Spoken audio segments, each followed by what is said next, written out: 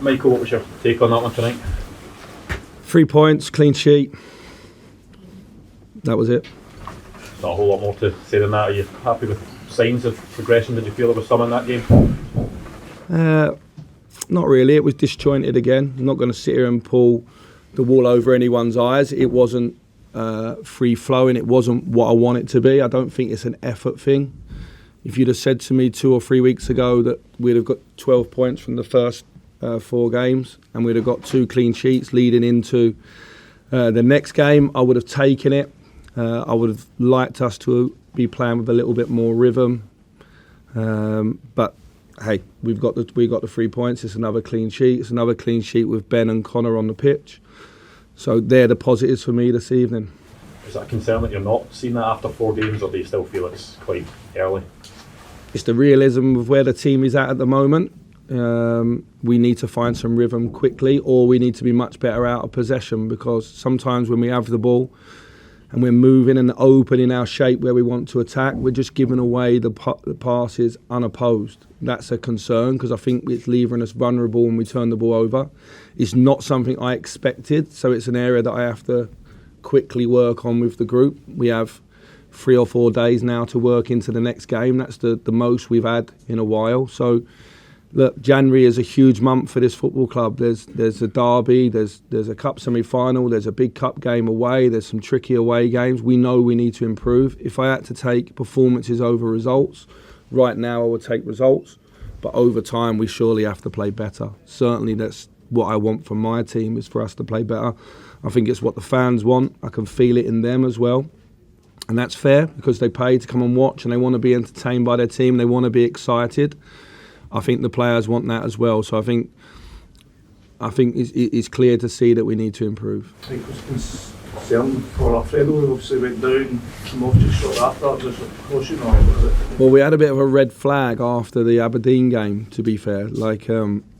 He was due to come off just as we scored the 3rd goal, because he felt some tightness in his hamstring.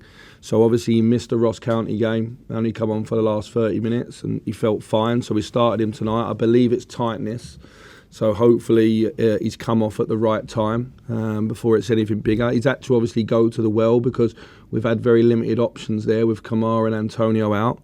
They're both fit to go. Well, in terms of fit, they're physically fit in terms of training, but whether they've got 90 minutes in them at this moment in time, you'd probably say no. So it's good to have them back. So if Alfredo's not ready, one of those, or they will share the minutes and play. I think it's important that they are back for us. In terms of Alfredo, it was nice to see him score a goal tonight. Would it be a concern throwing them in straight away against Celtic, given the magnitude of the game on Monday night? It is what it is. Since I've come back in, there's been quite a few concerns, to be honest, starting with no centre-backs and then no left-backs. And so there's been quite a few things. The team selection tonight was with a view of offloading 1 or 2, and then the subs were planned to offload 1 or 2 again to try and get us to where we want to be, obviously with the 12 points and everyone fit and available for the games. Let's hope that's the case. I think with people like Antonio and Kamar, they only need a moment to change a game. So it's always nice to have them. Ideally, it would be off the bench, obviously. Fantastic return from Bournemouth, coming back for the World Cup, and especially the first goal as well. That was, yeah, we've lacked the balance. I think Adam Devine's been fantastic, by the way, and I thought he'd come on tonight and showed that he's got real promise. And so, but the balance on that left side is obviously a lot stronger when there's a left foot, and the cross for the first goal I think is outstanding, and I think that everyone sees then straight away what we've been missing for the last 3 or 4 weeks. So it's great to have him back. What did you make of Malik Thomas' performance both on and off the ball? He scores a very good goal again. I think we have to remind ourselves he's 20. I'm moving him around a bit, it's fair to say, because I'm trying to find what is the best fit for Malik. I do feel that his best position is to play as a number 8 if he's going to reach his full potential. I think he has to tick the box as a number 8, and then if a manager ever uses him as a number 10 and takes some defensive restrictions away from him, I think so be it. But I think he has to, as a 20-year-old, if he's going to fulfil his potential, which I think is very, very high, I think he needs to tick the box as a running number 8, and I prefer him in that position. So tonight I tried something different. I tried it at Ross County. I won't stop trying it. Very similar to previous work with, say, a Joe Aribo or Yanis Hadji. he come up with a goal again. And for a 20-year-old, in the time that I've been here, if you look at the games, he's always had a moment in each of the games. And at the moment, that's important for us. Michael, the team seemed to lack control in the middle of the park, especially in the first half.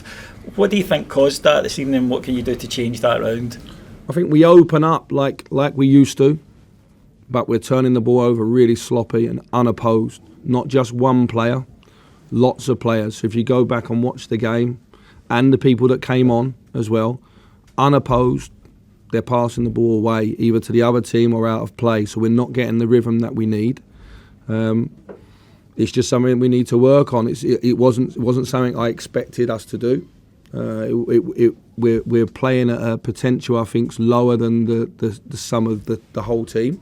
That's on me now. That's my job to improve that with my staff. But it's on the players as well. I think everything aside, the 4 games that we've had, we needed to win them. We've won them. And we've won the last 2 with clean sheets. It's not been perfect. But if everything was perfect, I wouldn't be sat here. Someone else would be. So I think it's clear we need some work to do. And it's important that we play to improve all the time.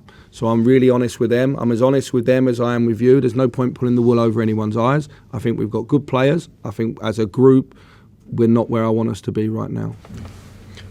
Michael, last week you spoke about coming to this training ground with the players a bit quieter than you would hope, the confidence a bit low. 4 games, 4 wins. Where are those confidence levels now with Monday now on the horizon? Well, 4 wins on the bounce is good for any team in the world, any team that plays football. So you'd think that the group would be moving forward. My honesty might sting a little bit in there, but I'm trying to push them towards the standards that I know that they've set themselves previous. Let's be honest, the team that I left had lost 1 in 52 in the league. I think we've lost 1 in 48 at home here at Ibrox or whatever it is. So, but we want to play with more swagger. We want to play with more style. We want to play with more control. I think that's clear to see. It's a team that is capable 5 or 6 months ago of beating Leipzig and Dortmund here. So it's in them. So something's obviously changed, and it's important that we keep working towards that and we keep refreshing the squad as we go. And I'm confident we'll get there. I'm just not as quick as what I wanted.